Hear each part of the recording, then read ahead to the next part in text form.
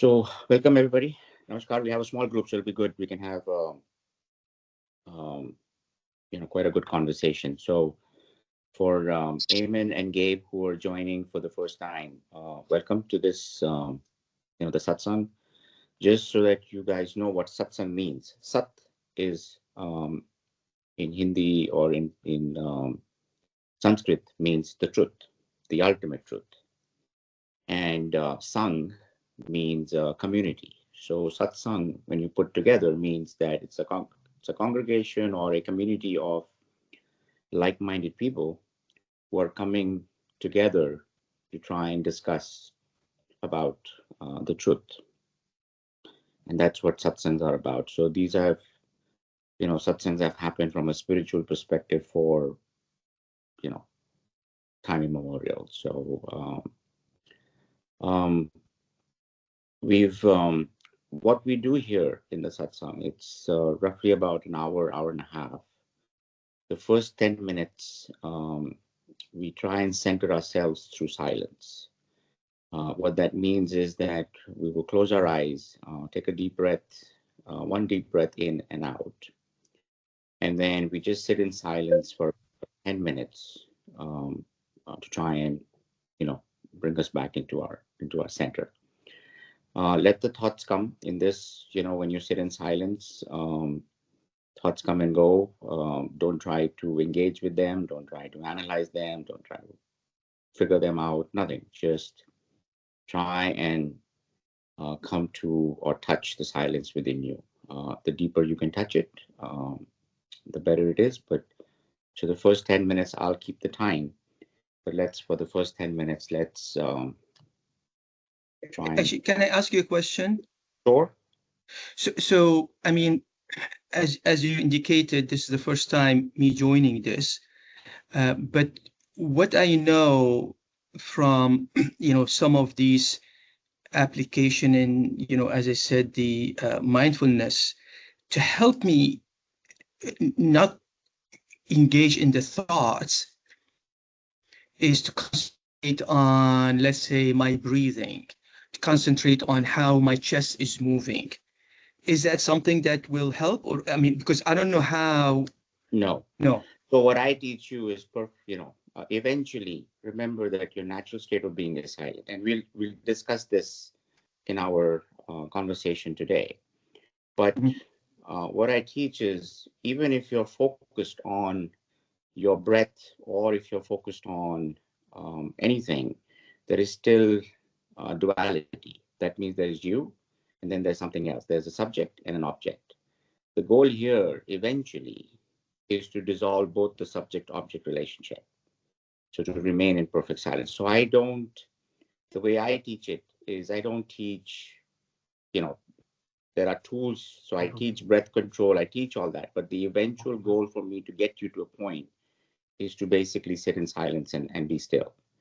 So in this one, don't have to concentrate anything. Don't have to worry about anything. If you hear a noise, don't worry about it. If you breath, don't worry about it. Just try and touch.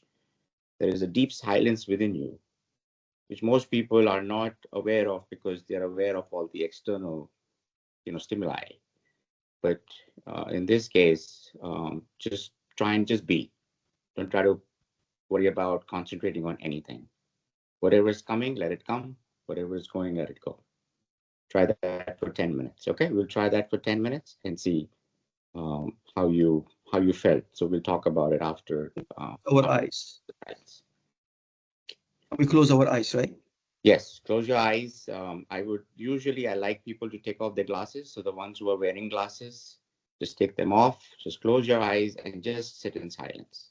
Enjoy the silence within you. Don't worry about anything else. Don't worry about what's happening, what thoughts are coming. Don't try to figure them out. Just like, the analogy I usually give people is if you're standing on a railway platform, the trains are coming and going. Just watch the trains come and go. Don't try to hop onto the train. Okay? All right. I'm going to set a timer for 10 minutes. And could I just ask if I'm going to mute everybody from here.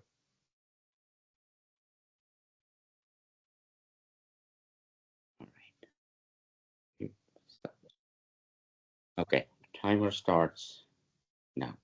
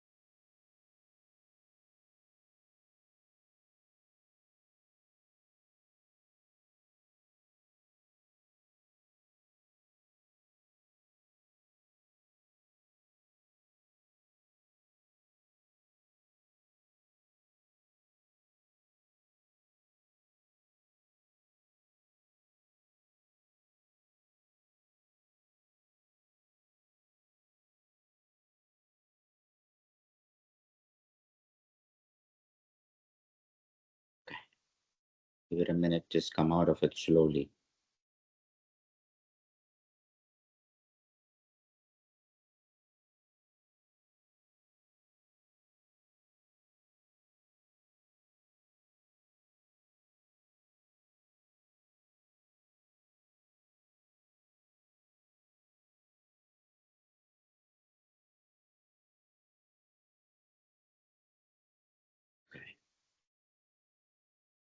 So I think you can unmute yourselves. So how did that feel? How's everybody feeling this morning?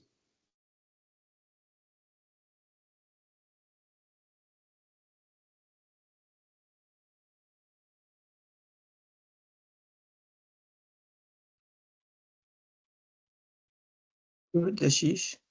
Yes. I hope nobody fell off to sleep. I did not. Okay, good. Poonam, good morning. Happy Mother's Day. Good. Thank you. Thank you. Thank you so much. Good morning and good evening from India. Good. All right. So this month is a mental health and awareness month. I think it's quite our topic for today's discussion is mind, thoughts, and the nature of mind, and probably the nature of thoughts. Now, I know Eamon mentioned that he's been on some mindful, mind control or mindful classes. Poonam, I know you're a counselor, so I know you deal with um, mental health issues with with your clients. Has anybody else on this call been to a mindful class or has attended similar, classes on mind related? Pete, Srinivas, Anil, Gabe?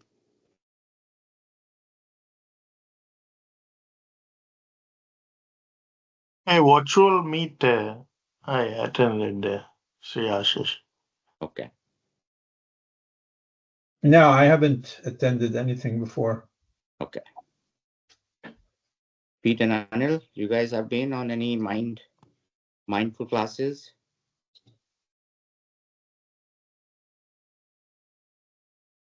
Okay.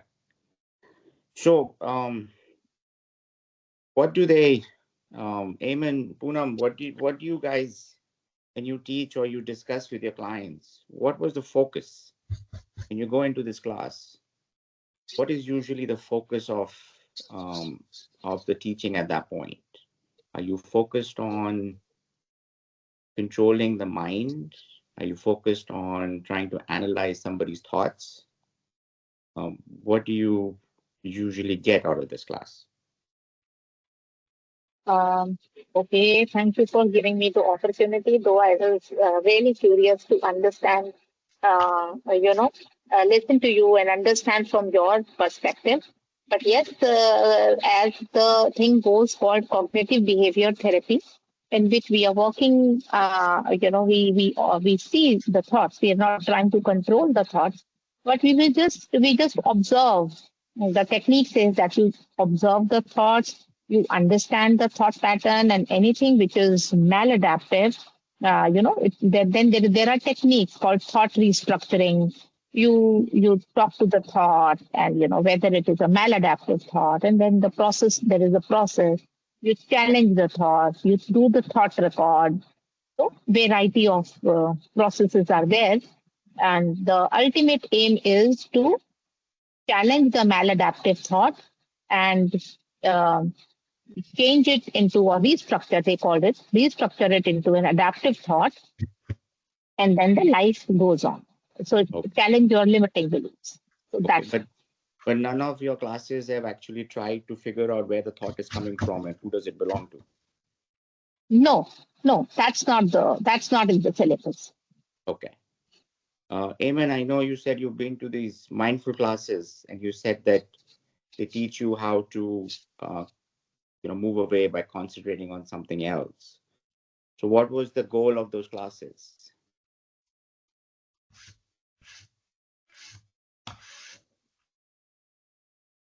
And there's a reason why I'm asking you this, because I'm then going to try and take you through a journey of trying to understand this huge misconception of what is called the mind.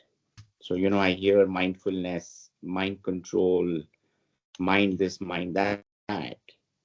But in any of these classes or any of your understanding, have you ever tried to figure out what is this so-called mind that we all talk about? So if I ask you, what is your mind? Yeah. So, What will be your answer? so, do you hear me? Yeah, I can. Yeah. So let me tell you. So this is really, maybe I did not explain it well, but the idea is that we interact with people, and based on that interaction, we get feelings. We get our emotions um, get impacted by an action from you, from Gabe, from a friend, from whoever, right? And that reaction, uh, sometimes you don't know where is it coming from, because so it went between your emotion and your mind. Your mind thought of something that triggered your emotion, and then you reacted.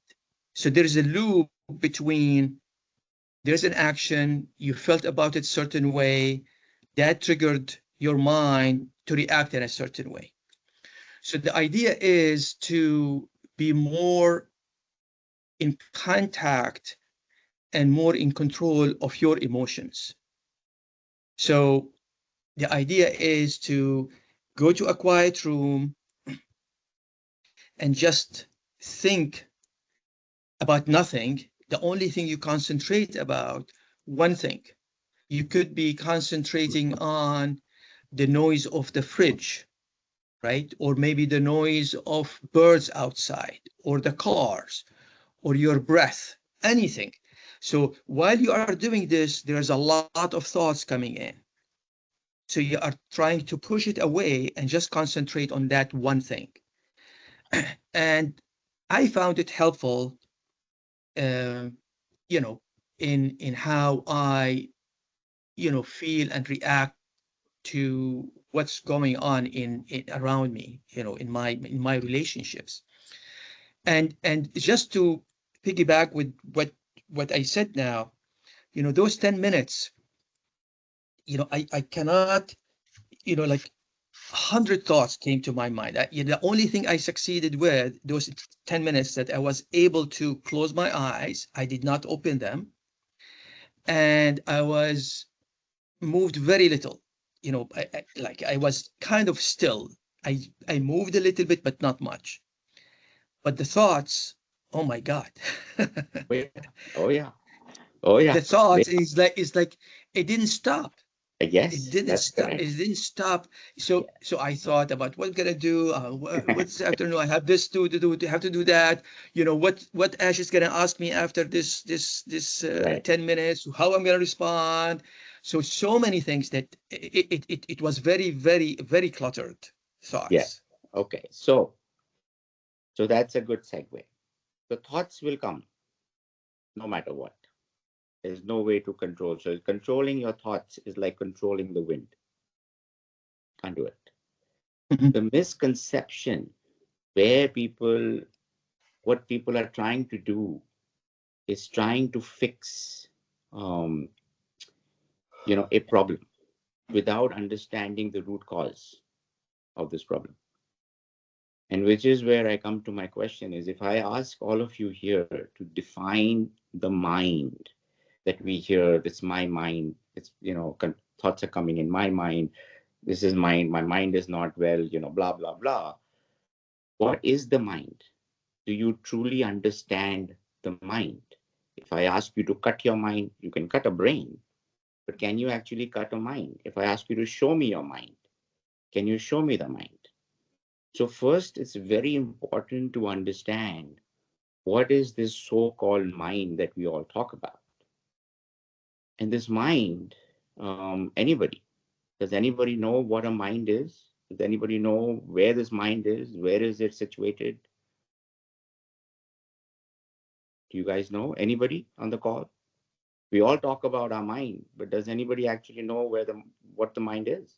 I don't know what the mind is, but I can, kind of venture to say that it is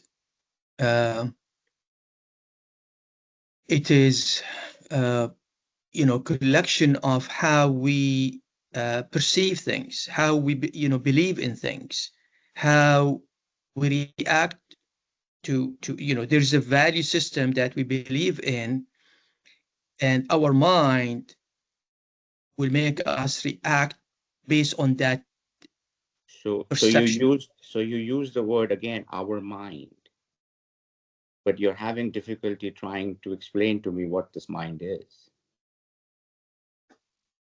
But you've taken a word, and something has taken ownership of something which you're not aware of.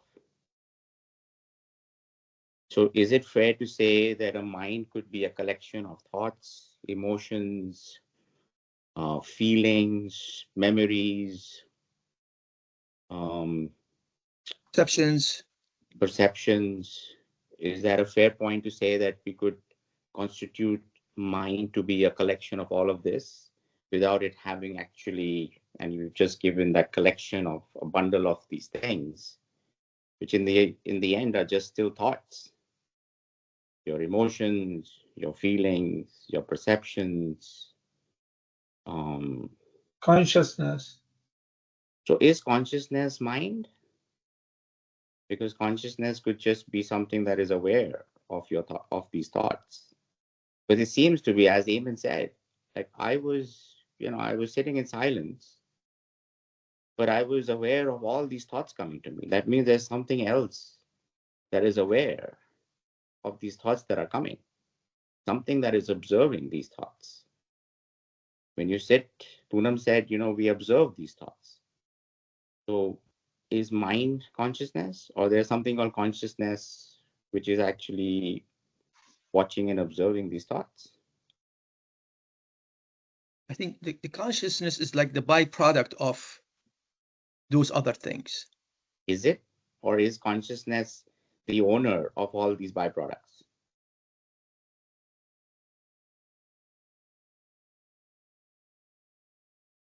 So if you go down, so what scriptures say and so you have a few things called, we all talk about our ego, and we'll touch on that. We talk about there's something called the blind mind, which is what you described, Eamon, when you said, look, we have emotions and we have perceptions and we have feelings. And these are coming from external instruments, which are your senses, right? The body has been provided, or there are instruments that sense these things. And then these are interpreted into perceptions or, feelings or emotions. And then they're interpreted as something, and this is called, in relation to what has been defined. And hence, this is the relative reality that we live in, which is from the external stimuli that we're receiving. But this mind that we call this as manas, which is blind mind. It doesn't have anything of its own. It's only interpreting and then assuming things based on the interpretation. But there's also something, and then you have your feelings. So you have your ego, you have your blind mind, which is taking all your external stimuli and processing it, and then creating a judgment based on what is already, you can call it like a computer, which is in its database. So it's, this relative database where it goes and sees what what in the past it is related to. And then the last one, there is something which is also there that we all have, is what we call intellect, right? Because that's what we use to ascertain and decipher what all this is about. Now, the intellect could be used for two things. It could be used to process outward, stimuli that's coming through, or it could also be used to go inward to check out what's happening. But at the end of the day, when you go deep within and this intellect or this mind looks inward and tries to find, its source, it's unable to, which is why you had such a difficult time trying to explain what the mind is.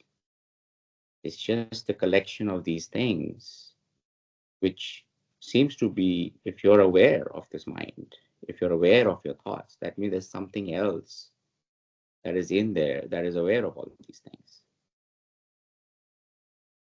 So the reason why we say go inward is because the entire perception or the entire, perceiving this thing is from outward to inward.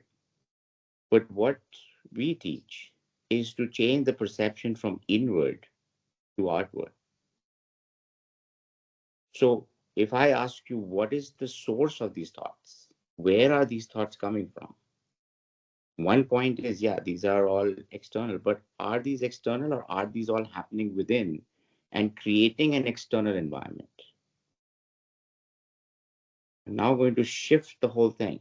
I'm going to change the whole thing around you. Is that rather than assuming that these are coming from external, what if the thoughts are the cause of your external environment?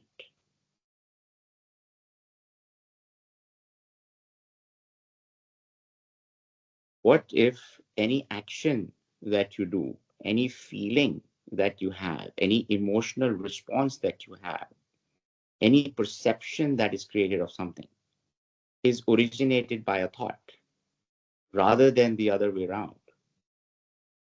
Today, we all assume that action creates a thought. But what if a thought creates action?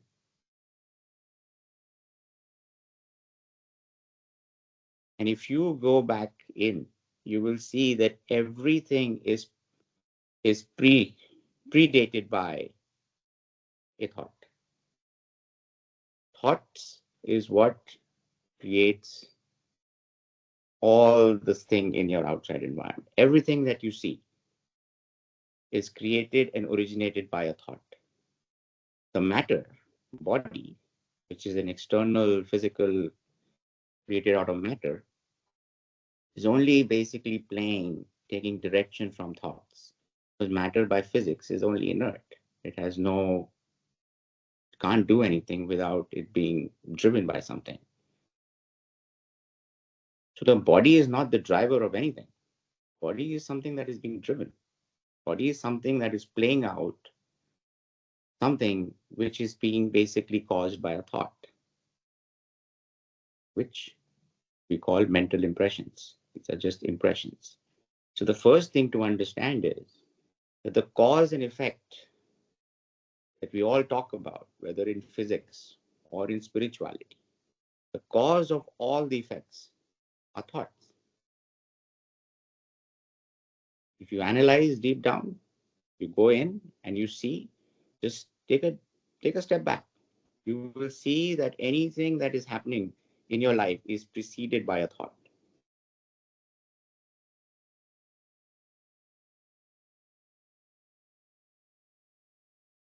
Does that make sense? So, how do you explain if you're watching a movie and when somebody actually has a tragedy and you actually feel, sad about it, and then the next scene there is a comedy, and then you feel hilarious, you feel joyful about that situation. So, in that particular situation, regardless of where the thoughts are originating from, the thoughts that comes is actually preceded by the event that actually you saw through the senses and perceived it, and then you had that thought which was corresponding to the scene. So the emotion that you had by watching the scene is preceded by a thought. So when you watch the scene, when you identified with the scene, the identification was a thought. Because if you did not identify with the scene, you would have no emotional response to it.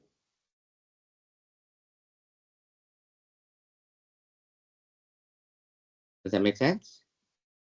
If you do not identify, there will be no thoughts. You are in silence then. Yes. Well, no, you could still, if you identify, let's say you go watch a movie. If you identify with that scene, let's say it's a comedy scene. If you identify with the scene, there is a thought of identification. Then there is a thought that the scene is comedy, so I should laugh. The process is so fast, it's so subtle that you don't actually realize how it's working. But if you slow down the process, you will see that when you're seeing, and this is coming in, a thought is perceived. There's an identification first as a thought. Something is identified with the scene. And then that thought is said, look, this is comedy, so let me laugh. If it's tragedy, let me cry. But you also find within the same movie theater, there are people who are not identified with that scene, so they don't laugh or cry. So basically, if you control your thoughts, you can control your emotions. That is correct. But we will come to the next point of controlling the thoughts. Because the only thing that can control the thoughts is if you know who the owner of the thoughts is.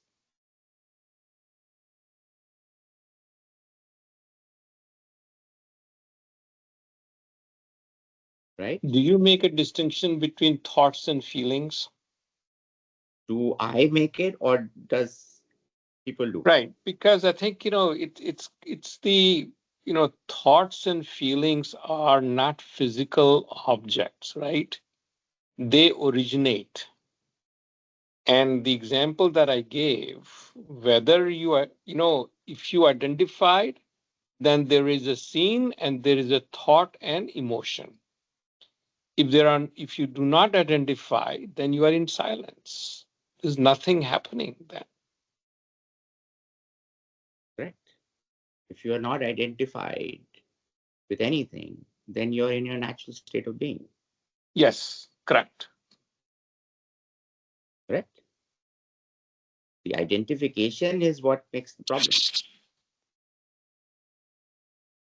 which is why you have an emotional response because of this identification. Now you come to the crux of the matter is who is it that is identifying with that emotion, with that thought? Something has taken ownership of those thoughts. There are thoughts coming. Like Eamon said, these thoughts are hitting, they are coming, and they are everywhere. Now, if you identify with those thoughts and take ownership of those thoughts, then they become yours. If you don't identify with those thoughts, you just let them come and go, then it's irrelevant. It doesn't matter what's coming in. But we are always identifying with the thoughts. Yes. So the first step was to understand the nature of the mind. What is this mind, right? It's a collection of these thoughts. And these thoughts can be defined as emotions, feelings, perceptions. So you've taken all of this in a collective thing called thoughts. The mind has taken these as one subset thoughts. The second one, we'll discuss now, ego. The third one is your intellect. Fourth one is something that is processing and interpreting, which we call the blind mind or manas. When you take all of these together, that's what is known as, the universal mind, which is a tool of consciousness. Right? So then you have consciousness.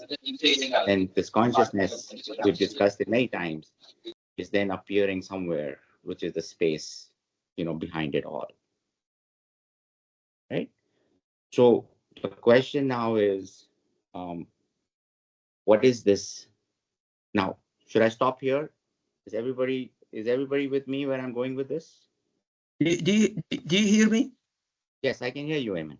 Yeah, sometimes like my internet is like not very strong, comes and go.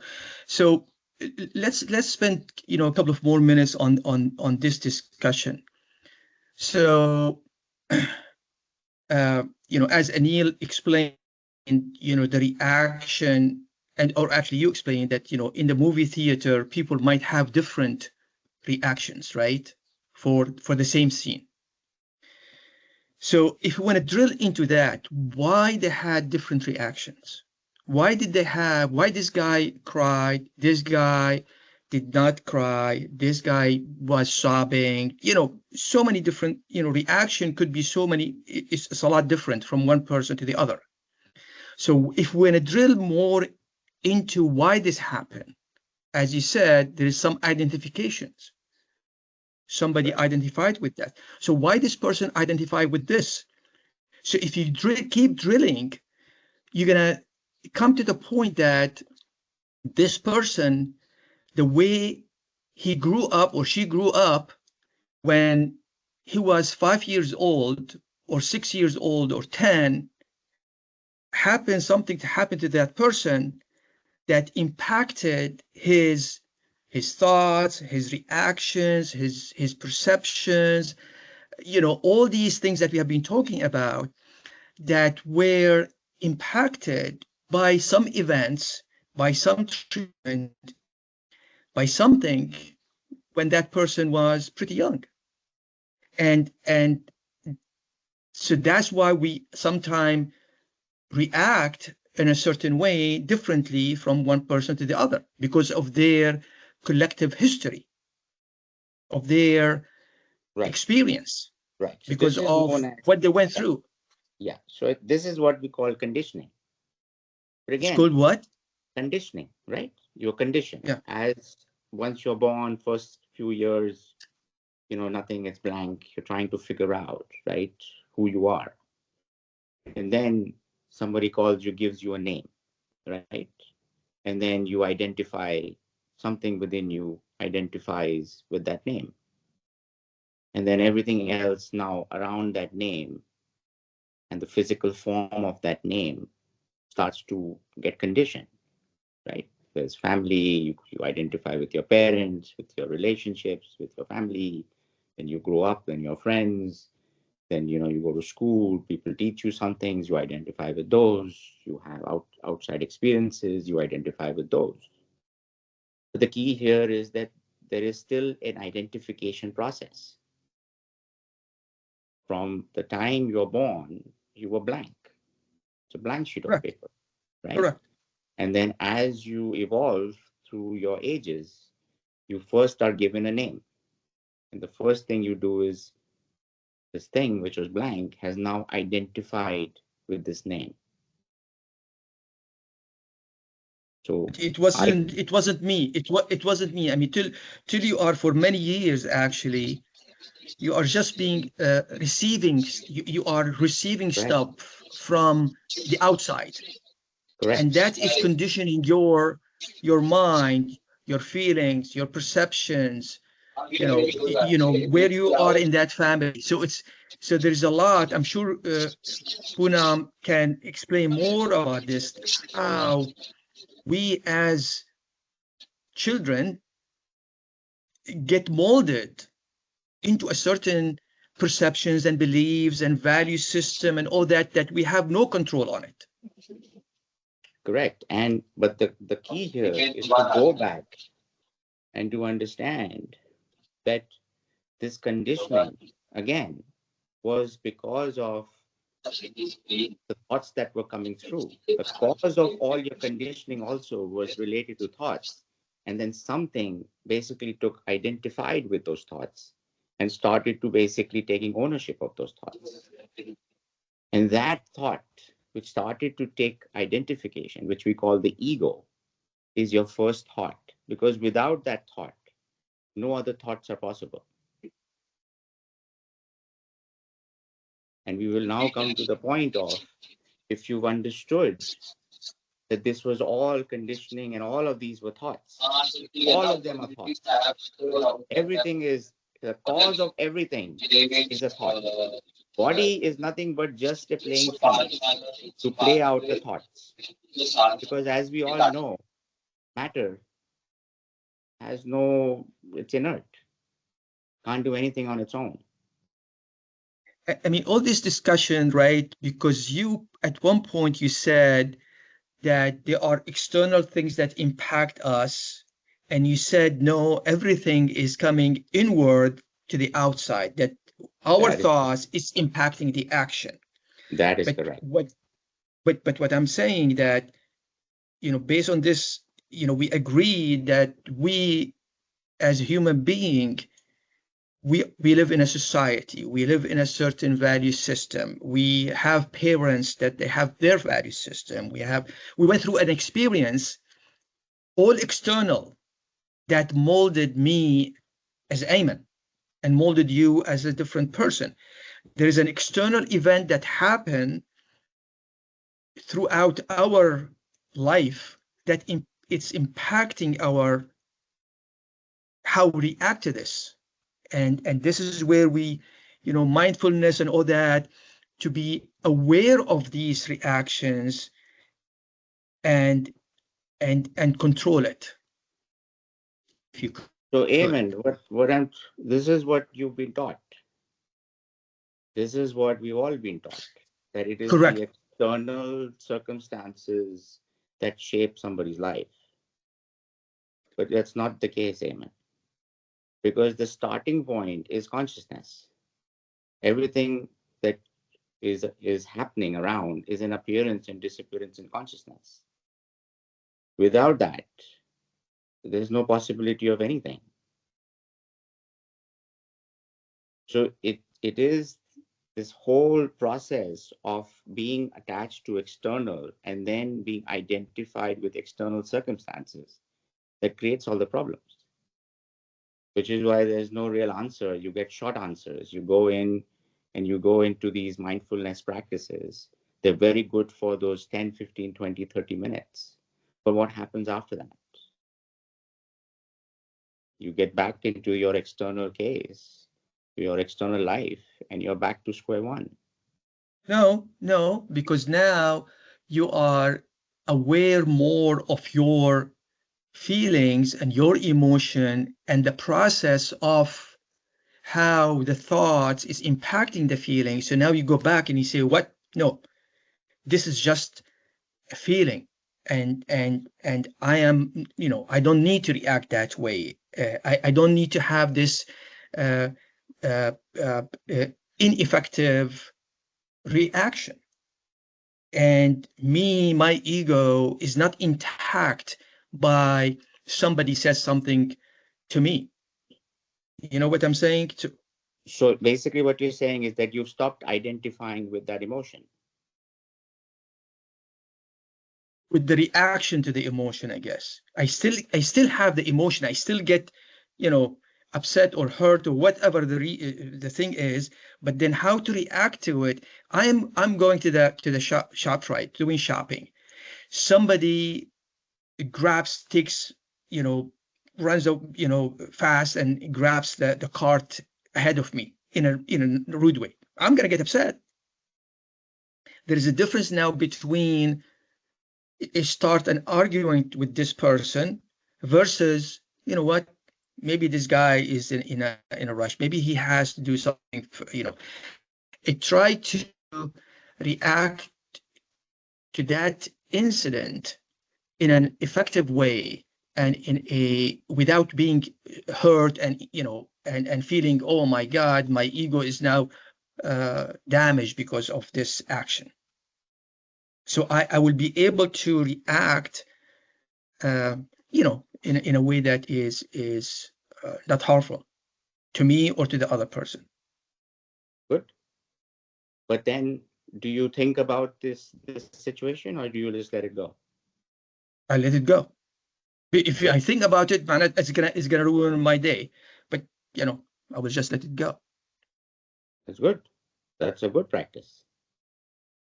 But what I'm saying, this practice is through learning, the mindfulness, learning about how to be in touch with your emotions, think about, get into the analysis of, who I am, and let those, just be, I guess, more in touch with the emotions and how that will impact an action.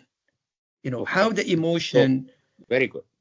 So that's very good. If you are able to do that in your daily life, in every moment of your life, if you can remember this in every moment of your life, with every event, every circumstances, every experience, then that's wonderful. But now let's go to the point that you said, look, you're trying to figure out who you are. By trying to figure out with your emotions, let's use that, you're trying to figure out who you are. And you say your ego does not get bruised. But if I ask you what your ego is, could you tell me what your ego is?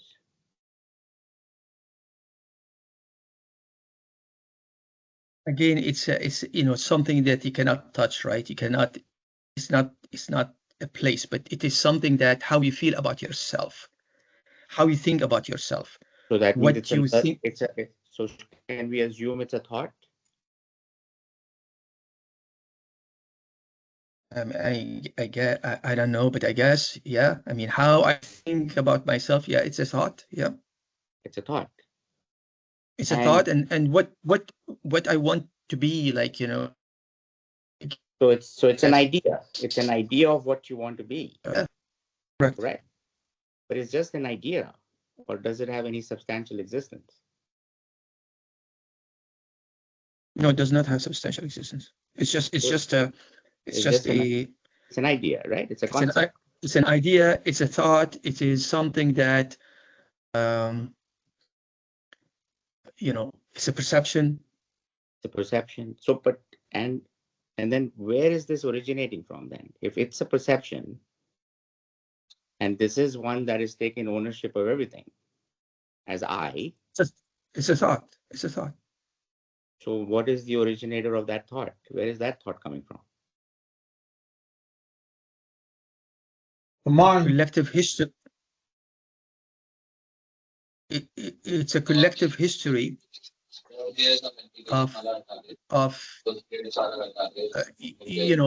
the experience, the life experience, that you went through since you were identified, since I was identified as Ayman till this day.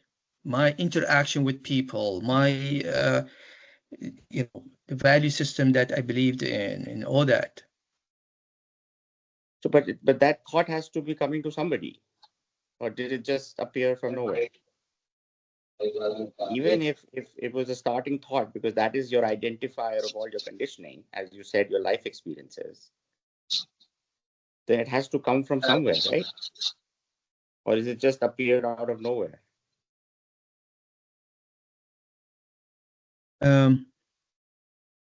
Because that has to be a starting point. You went from I am, which was nothing, blank, as you were born, to I am Amen. Now, Amen, that first I am Amen is the first thought of I that will now start getting conditioned to all of these things. Something has to, all of these things that are happening to Amen has to belong to this something, which we all say is which we've all said is as his ego or I. Excuse me, there is a constant voice in the background that's coming. I don't know what it's from. I think it's coming from Poonam. Poonam, yeah. So means this thing called I, which is a thought. I mean, if it is a thought, then how everything else that it's taken ownership of, it's somebody's thought. Whose thought? Or is it just appeared out of nowhere? and taken ownership of everything.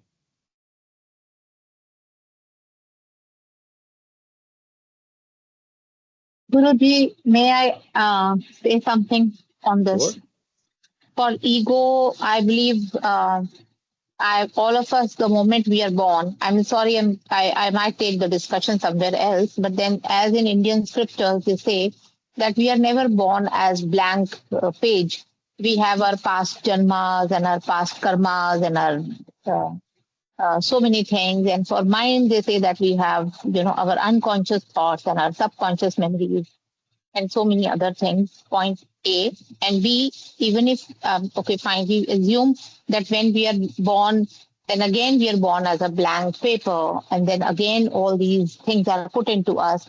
And ego is that we want, for me, my ego is that I want people, I want to be seen in a particular way, I want to be spoken in a particular way, and I want to be respected in a particular way.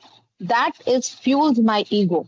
And if anybody is not speaking to me in that manner or behaving in that manner with me, then I feel my ego gets hurt. So that for me is my ego, you know. So we are working, we are studying, we are fueling the ego. और इतने साल हम यही करते हैं. For so many years we've been doing this, fueling the ego and trying to become something. So that's my point. But the point, Poonam, here is that even if we take, so there are two school of thoughts, right? One school of thought believes that there is karma and there is this constant, consciousness, and this is, body keeps happening, but the consciousness is what is continuous, right? And then there is an appearance of form and then disappearance of form, and then there's appearance of form and disappearance of form. But there is another side of understanding, or people what they believe in is that you come, you do, you have your life, and then when you die, that's it, that's the end of that, right? Now, having said, take both of it, what I'm saying is, what I want you guys to actually go deep within, and we all talk about this ego called I, and Eamon said a valid point that I'm trying to figure out who am I, and that is the crux of this whole thing, is who are you? You are a bundle of thoughts, experiences, emotions, feelings. But before all of this started, there was something that identified with all these experiences, emotions, and feelings. And when you question this I, that is kind of identified with all of these and taken ownership of all of these as a collective, and you're not able to find it, then what is the relevance of all of these things per se? If this I itself is a thought that has come from collection of all this and taken ownership and has no substantial existence, then anything else that it has built for itself or thought it had also has no substantial existence. And even if you say, look, all of this is still happening, then why are you identified with it? As Eamon said, look, event happens, I look at it, event happened with me, there was an emotion or a reaction, there was an emotion that got built up to that external event. But because I've figured out not to be identified with that thing, I basically move on. But it was an Eamon, not the physical Eamon. It is something within him that is now going deeper within to figure out, wait a minute. This has got, this I. Why should it have any reaction to this? But I'm asking you to go even one step further. There is something that is still aware of these things that are happening. There is still something within you that is aware of that reaction and emotion. Now you say, I am aware of that reaction and emotion. What I'm saying is that this I in the middle has no substantial existence. But there is something that is still aware of that emotion.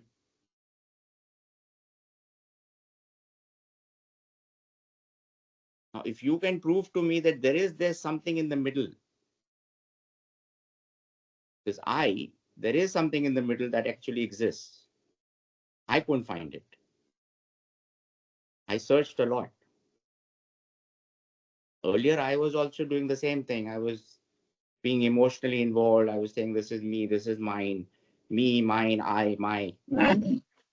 But I could not. When I went in, when somebody gave me the same, solution to all my problems. And when I went in, I said, wait a minute, I can't find this I, which has taken ownership of everything. Even as a simple task of eating, right? I've given this explanation many times. The whole idea of, there's food on the plate. The idea of, picking up the food, putting in your mouth, you say, I pick up the food, I put it in the mouth, I digest the food. But really, when you think about it, there is an instrument called hand that actually picked up the food. There is an instrument called the mouth that actually chewed the food. And there is an instrument called the stomach or the intestine that actually digested the food. So where is this I that keeps taking ownership of all of these events, these emotions, these actions, these thoughts? And that is where the crux of the matter is. That if the I that has taken ownership of all of these thoughts and everything, and that itself has no substantial existence, then the thoughts don't belong to you. They just are. They're coming and going, like Eamon said, they're coming and they will go. When you identify with those thoughts through this entity called the I, it starts taking ownership of that. And you start believing in that this I is me, these thoughts are me, these actions are me, these experiences are me, these emotions are me. And then it starts building up and building up and building up and building up. When you realize that the identifier itself has no substantial existence, then anything else that it has taken control of or ownership of doesn't belong to you. There is no you that it belongs. It just is. It's just coming and going. And what that creates is freedom. That creates a sense of peace within, which creates freedom. It allows you to surrender to life just as what it is. You begin to start accepting that everything is just the way it is.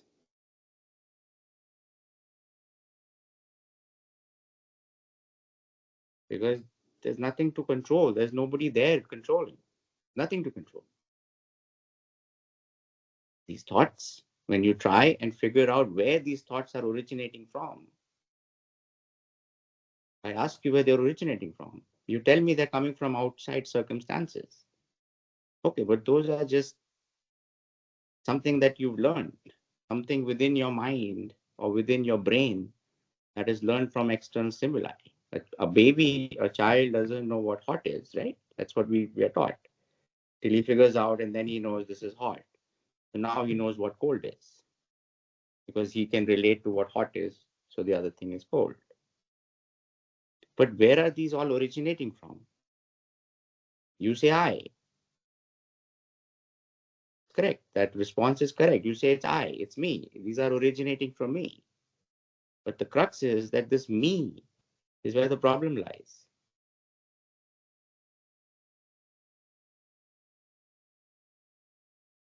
And that's where we go back to the practice of self-inquiry. Who am I?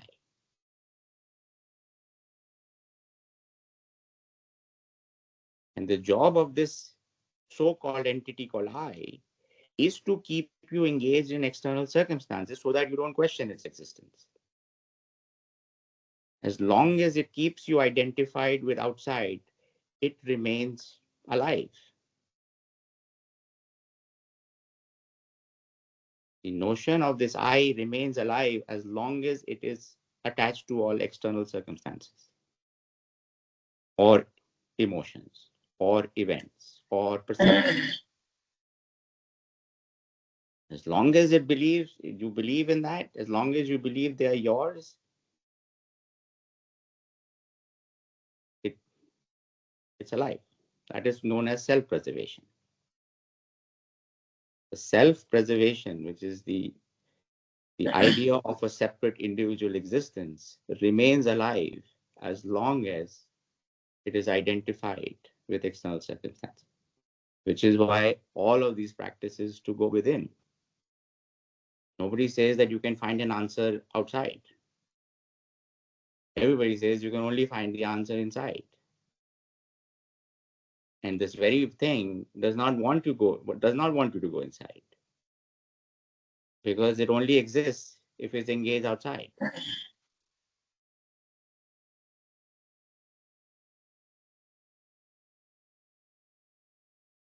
And whatever I teach you, it's not outside. So these abstract concepts that we talk about, no, this whole story is of one. It's only you. Because if you are not there, the body is not there, then the world is not there, right? But what is happening inside and outside? This whole confusion is outward to inward or inward to outward.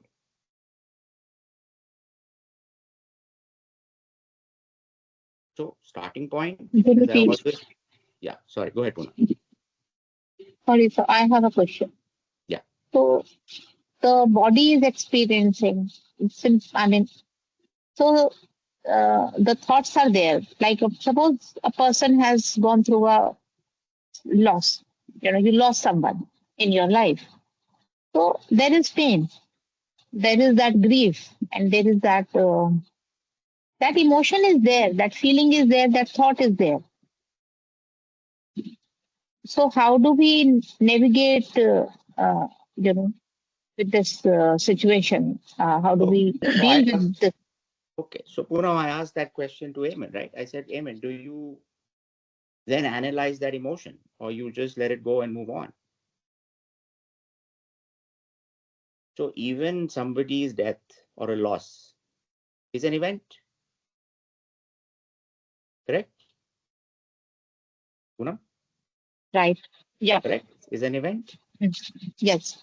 Now, why is that event different from what Eamon described as an event that, somebody said something to him?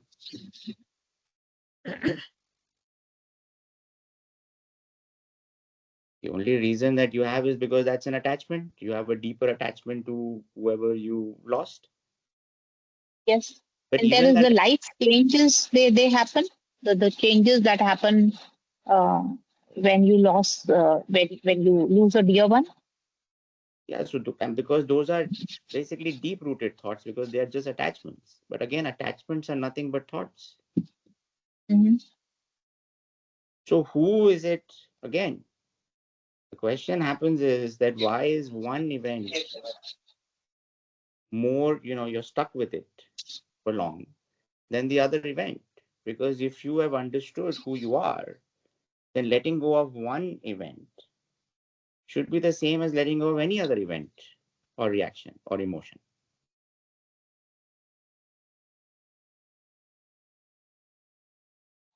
So I'm sorry, but then here my question is that some events they change your entire life, the way the life was going. And there are other And events which are happening. They don't impact a person that much. correct. Like So the war is happening. again, who is it that is being impacted? The body, the whole situation, the circumstances, the external circumstances. So as I said, life will go on. Life is unfolding. Hmm, Something is identified with that life. hmm, Life is nothing but a bundle of what we discussed: thoughts, emotions, feelings, experiences, perceptions, hmm, conceptions, right? That's what life is. hmm, Somebody has identified with that life. hmm, Now, if that somebody or that something has no substantial existence, life will unfold, life will carry on. hmm. But the question here is, does that life belong to you as an individual, or it is just is? The suffering comes from identification with that life, with that Mhm. person who is experiencing that life. Mm. This is where the identification issue is. If you don't identify with that person, then whatever is happening in life is happening, no matter what. Why should one experience would cause you more harm than the other experience? Because all are just nothing but experiences. Mhm. So let me interject here. So is the purpose, I mean, I understand what you are saying, but is it the purpose is really not to identify with any when anything that happens around us? Is it that we will find ourselves if we don't identify with anybody, with anything that happens around us in the world, whether it's on a personal level or whether it is on a society level or world level? Because So it's an event. You're right. I mean, it's an event, right? I mean, right, when my father passed away, all the siblings were in the house, and we reacted differently to that one event. So is correct, correct. that we should not be uh, have an attachment, because it's gonna whatever is gonna happen, it's gonna happen, right? It's not, That's you correct. can't So life have is, control. that is correct. So life is unfolding. It will keep unfolding. Events will keep happening, whatever they are.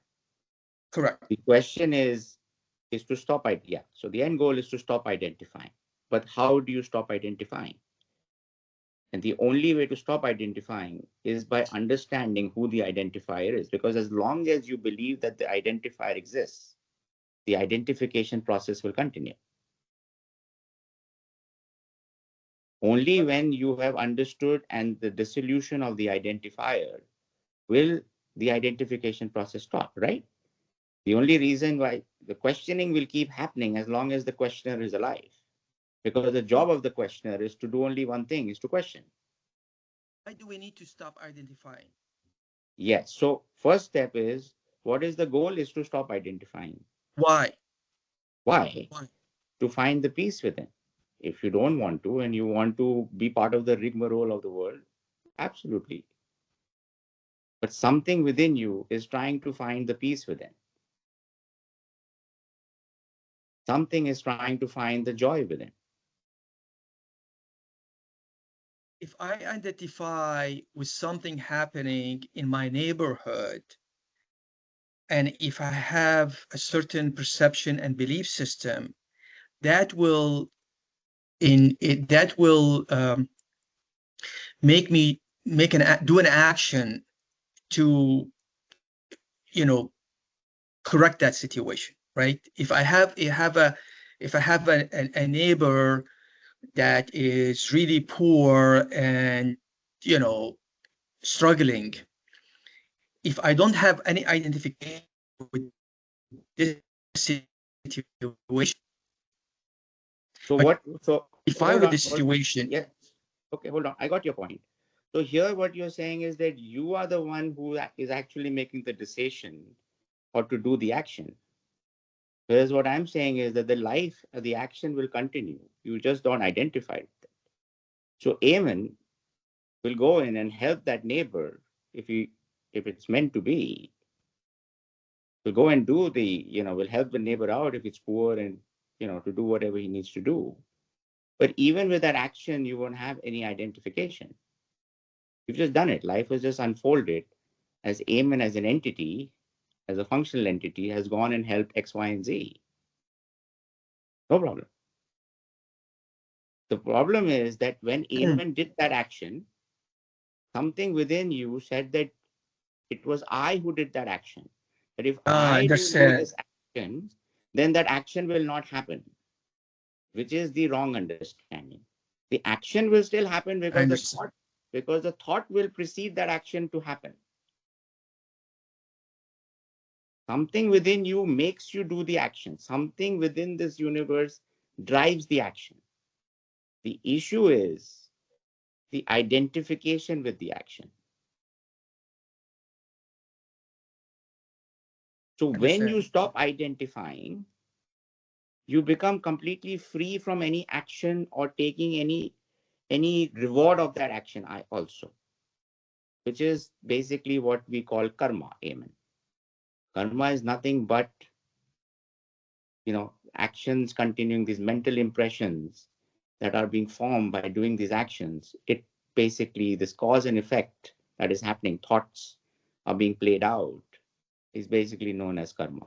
There's nothing else in karma. All of the others are just advertising and marketing things of karma. But karma at its basic level basically is this life that is playing out, cause and effect.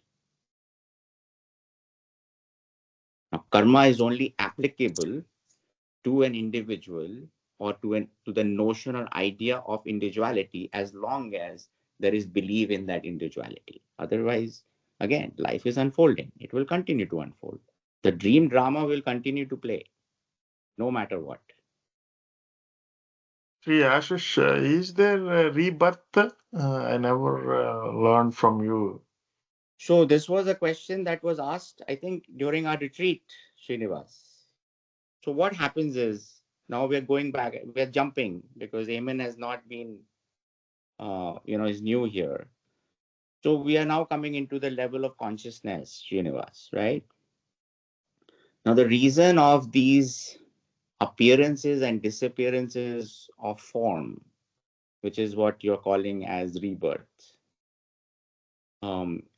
is due to, so what happens is when we're talking about identification, right? So when consciousness basically identifies or falsely identifies with form, which is a destructible instrument, right? Body is destructible. It'll be there for a certain period of time and then it will die. So what happens is that it imbibes this fear. It starts believing that it can also be destroyed. And because of this fear that it has, or this apprehension that it can be destroyed, it keeps taking form till it comes to a realization that it's actually indestructible. And that is the reason why this form keeps happening. This whole game, which again now we will go into non-dualism and Sat and One, is that consciousness, which has begun to dream, has identified with its own dream, has started to believe in the dream. At one point, it's got all the apprehensions of due to this false identification. Eventually, it will come to a realization that it is all a dream, and that it was not destructible. And then awakening happens, and then again this basically appearance and disappearance. This keeps continuing to happen. This whole process of what we call creation and nature is nothing but due to this misidentification, this false identification. So we are not carrying anything after death, is what you are saying. There's nobody to carry it, right? There's only consciousness. This whole thing is this appearing and disappearing consciousness as thoughts. If they're just mental impressions and thoughts being played out, they don't belong to anybody. Agreed, but are we going to come back with the subjective experience like we have? Who is going to come back? Consciousness. So like today, there is a form in which I'm feeling I, and such an I, is it going to feel after this body dissolves, in which consciousness is feeling I, the one that I have? So the scriptures, so of course I haven't died yet, so I don't know, right? But the scriptures say this, that this continues. You have all these various scriptures who talk about rebirth and reincarnation, and you remember. But as I said, it's a continuous. Consciousness has a continuous process, right? It's just thoughts. These are just mental impressions that are being played out. There's no ownership of these thoughts with anybody. The whole notion or idea of a separate individual entity is itself a false perception. So consciousness is appearing, playing its dream drama, realizing and disappearing. So really, I mean, who is it that is actually having birth and rebirth? Who is it that there is no individual you? There is no individual entity. It's only false perception and knowledge that there is an individual entity. There is none, which is why we talk about non-dualism, just one. No, you can call that one God, consciousness, X, Y, energy, whatever you want to call it. Different people call it with different names. But Let that's the me put it in another way. Now, an experience or a conversation is happening here at this moment. Is there a possibility for this to repeat when the bodies and minds dissolve? but how is your question relevant? If everything is imaginary within consciousness, happening to consciousness by consciousness, then what is the relevance of this? Because again, if it falls back into that false illusion, there is a possibility even after realization, enlightenment, again it may fall back because it's a repeating cycle, right? It will. It's a perpetual cycle. Mm-hmm. See, it's, but the thing is that it itself is doing it. There is no individuality. There's nothing happening to nobody. Then Whatever is people who happening, are at a better place, like Pete wants to experience this world, enjoy his wealth, enjoy the things. Then, who are the people that are seeking the realization, or the people who are at some, I don't know how to say, if we have some misfortune or if our experience, myself also, I'm putting into that. If the experiences are not good, is this only for them, or is it for people who are young, who have strong bodies? so again, Srinivas, when you're having a wonderful dream, do you want to wake up from it? That's You the only, point, right? yeah, Unless you you don't. recognize that this is Yes, a dream, correct. there is no wonderful or That's correct. bad, Correct. we cannot break out of the dream. That is correct. So as long as, so I find that most people who come to me are seeking something.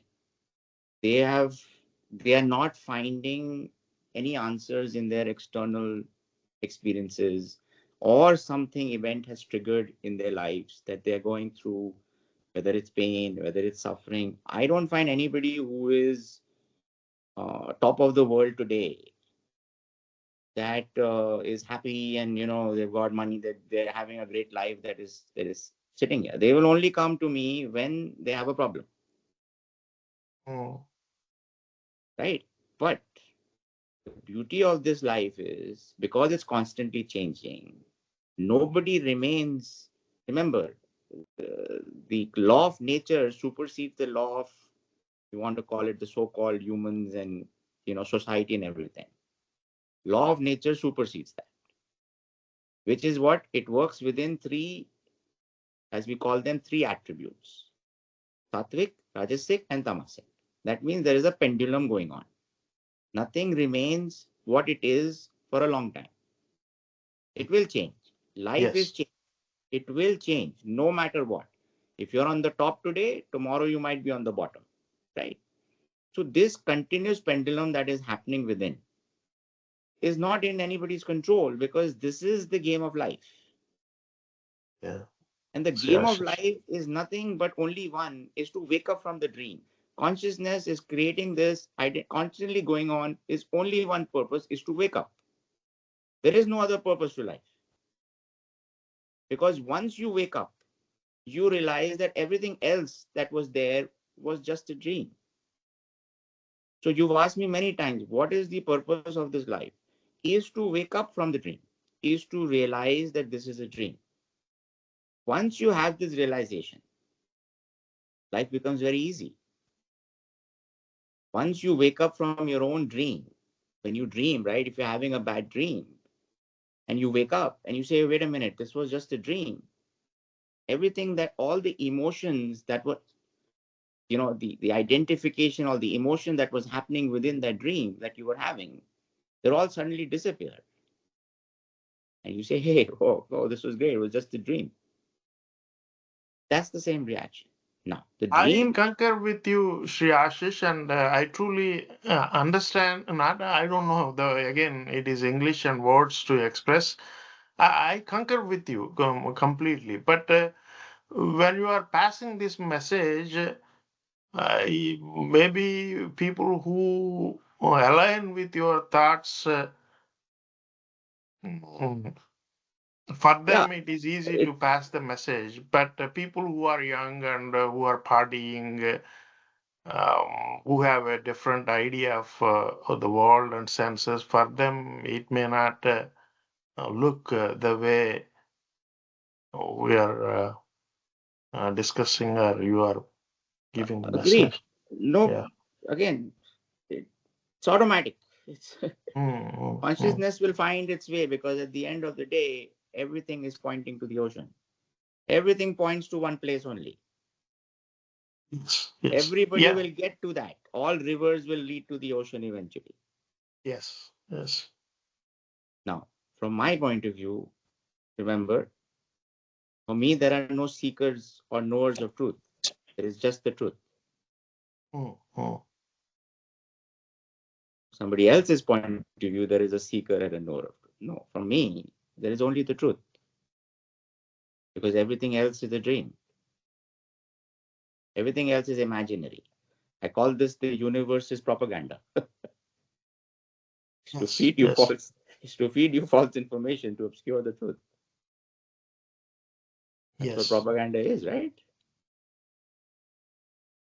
This is It's it. pretty interesting. As a realized person, when you see people like us living in illusion and unable to break out of it, your strength, I do not know where from you derive to bring that message to the people in the illusion. Whereas I get tired of simple things and I become quiet. Whereas still you are pushing through and um, trying to give this knowledge to the people.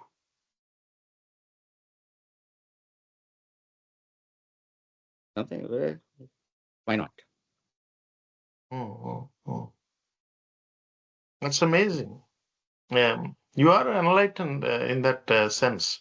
I feel depressed or low when people fall for things. Means within the family who seek experiences as the ultimate thing rather happiness or joyfulness or bliss or whatever Anil says. Like Because people you have fall for to. experience. Yes, because you are still identified with that. Just let life unfold. Whoever is doing whatever they are doing, let it unfold naturally. Yes. Why worry about it? You enjoy every aspect of life for what it is, not what you believe it should be. You're struggling because you wanted to believe that it should be in a certain way. Mm, No, mm, mm. you just let it be for what it is. Yes, yes, yes. Yes.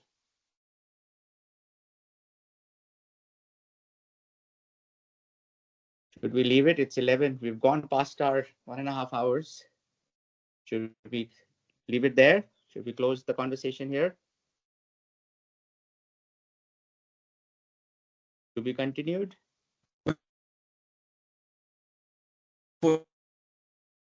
Sorry, Eamon, you're breaking up.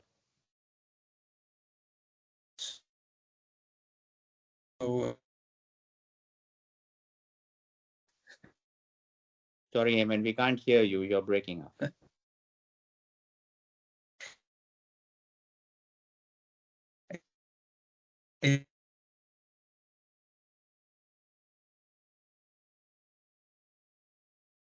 No, we can't hear you, Eamon. I think you're. I think we had a very good discussion today. It is awakening, actually. but we want to reinforce same thoughts and other things in next couple of times because everybody are on the different stage of getting their own awakeness. Yeah, because everybody's in different stages of their life. I think you need to reach out to people from different stages of life and how they should get to where they want to be or they have to be. That'll help everybody. That's correct. So as I meet more people, Gaurav, I find that depending on where somebody is, I have to explain to them in that way, right? Because today was a case in point. Eamon, has joined us for the first time, even though we play, pickleball together, but we've never had these conversations, right? Yes. He makes a lot of good points, and I can relate to him in most things he talks about. Correct. And today's conversation was good because he's now going to question me a lot more. When I meet him for pickleball now, I think our conversations are going to be quite interesting. Yes. But this is where the starting point is my job is to point you. My job is not to preach or to impose this thing on you, right? My job is to just point you in the right direction and allow you to find your answers yourself, because as I've always said, that one is the understanding part, but now the practice of remembrance, this constant remembering, which is what Eamon said, that from his different classes that he's taken, he's able to at least remember, even if it's not throughout the day, but at least remember during that time, right, that an event's happening. And that's great. That's a very good starting point. That's wonderful.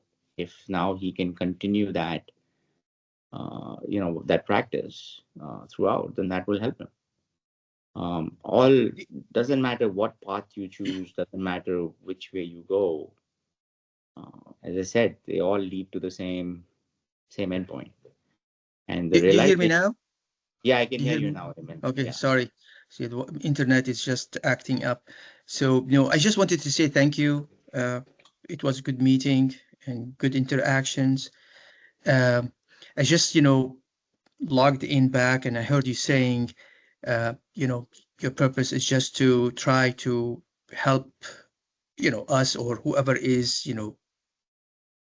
I guess, joining this to find the right path, right? Something like that you said? Yeah, it's my job is to point you to the truth. Yeah. But that's your truth. That's based on your, and it's just a comment, right? That's your truth. This is maybe another discussion. The truth could be, as you said, there are so many different ways to get to the ocean, right? So yes. So remember, it's not my truth. This is the truth. Whether you believe it or not, nope, that's up to you. There is only one truth. Truth, something by this very definition cannot change. If truth is changing for different people, then it doesn't remain truth. Correct. So I agree with you. Right. Sat, as we call it, whatever that ultimate truth is just one. Everything else is pointing towards it. Correct. Everything else could be facts or whatever, but the truth is the truth. Correct. And there is one truth. Yes, there is one truth. But what I'm saying, we are human beings. We are fallible. We are. We don't have. Correct. So my role is to point to that truth. That's it. That it's there, and the reason why I can point to that truth is not because of intellectual understanding, or because I've heard it from somewhere else or I've listened to somebody else. I was actually at the starting point where I did not believe a word that saints or people who had passed, in the past had done this. I said, but they said that, look, there are certain things that here is the truth. This is what we experienced, and this is their way of getting to the truth. Now, I said, okay. I said, just the way, somebody comes and tells me, look, there is a diet and that, you can have weight loss. I have to try the diet to be able to see whether it actually does weight loss or not. So I actually went and tried everything, Eamon. And I saw and I started to do validation. I actually validated all this. This is not hearsay for me. So whatever I'm telling you today, whatever I'm trying to point you to, is what I have experienced and what I live with. This is like I am the truth. There is no doubts. I have no questions, nothing. This is an experience. And this is where I teach, is that only way for you to know is to directly experience it. Because if I could tell you this is the truth, that is the truth, this is this, I can tell you that this much peace and that much peace, but you don't know what that peace means. If I tell you there is unfathomable, unimaginable silence as truth, you'll say, Ash, I don't know what that means because I've not experienced it. I don't know what unimaginable silence means. So there is a path, there is a threefold path. What I teach is first you have to understand what it is. Then you have to take that understanding and implement that in your life. You have to practice that understanding, which is what you were doing. You went, you took a class, and you said, "Hi, Ash, they taught me certain things which I implemented in my life. And now when I implemented it, certain things happened to me. So now I can validate that and say that was a great, what they told me, it's helped me." Here's the same way. There are certain practices that you do. And by doing that, there is an experience that happens. And if you experience that, then what happens is it's a circular cycle. Once you understand, you practice. As you deepen your practice, you experience more. As you experience more, your understanding becomes better. As your understanding becomes better, your practice becomes deeper until you are able to not only realize the truth, but live in that truth as the truth. Until you don't do that, and that is what that is what awakening means. To wake up is to experience, is to know, is to be.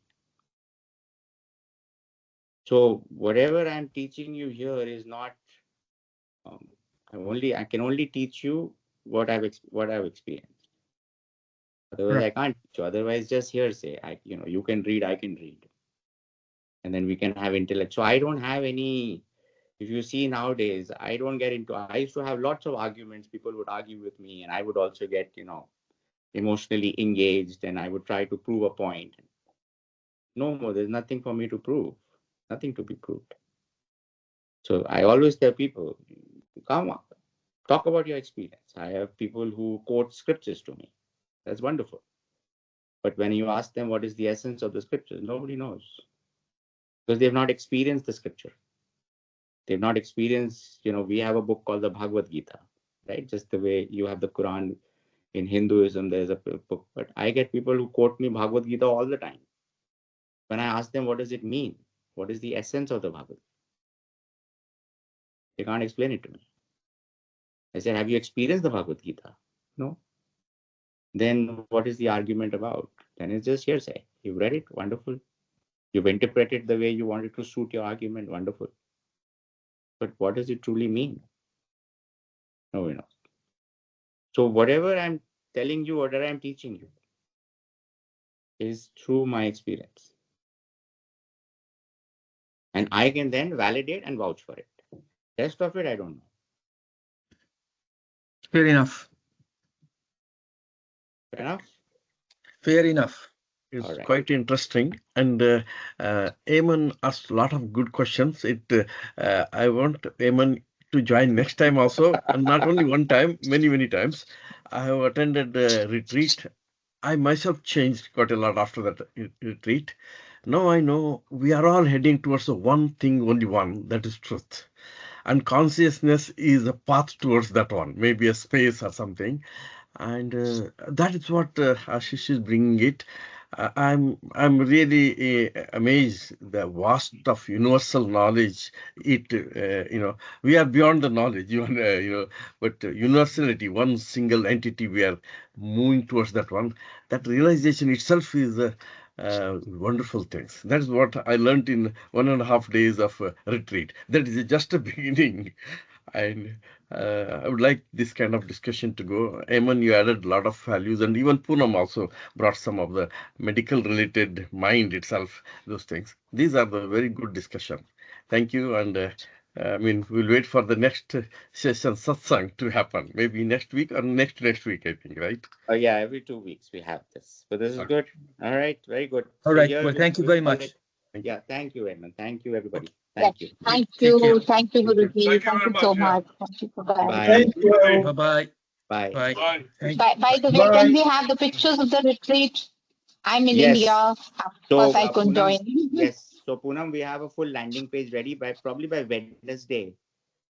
Everything that was discussed will be available on the landing page. I'll share the link.